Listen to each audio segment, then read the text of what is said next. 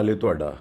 चलो फिर अज असी तुहानू जमान पार्क लाहौर PTI दे चेयरमैन इमरान खान साहब दी रिहाइशगाह तो बाहर दे कुछ मनाजर तुहानू विखा रहे हैं। वेखो ए नवें सिरे तो सफ़बंदी हो रही है, नवें सिरे तो अपने टेंट लगा रहे ने, नवें सिरे तो वो अपने कैंप बना रहे ने।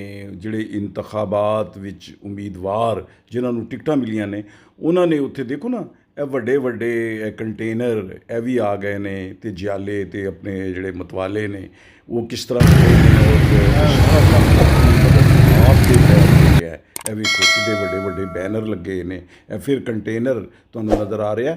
ए सारे मनाजर जिहड़े ने ये इमरान खान होरां दे रिहाइशगाह दे बाहर जमान पार्क दे ने।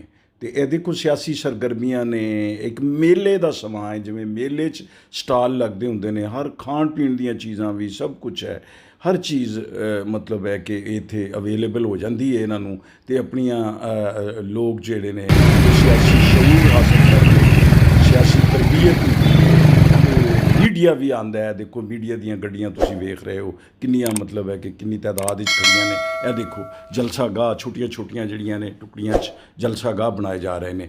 तो सज्जनों ते बेलियो गुजारिश ये वे कि असीं तुहानू इंज दे मंजर फिर भी विखांदे रहांगे। तुसीं साडे चैनल नूं जे हाले ताईं सबसक्राइब नहीं कीता तो सबसक्राइब कर लो। अपना ते अपने आले दुआले दा ते अपने प्यारे वतन पाकिस्तान दा ते दुखी इंसानियत दा बहुत प्यार करना। अल्लाह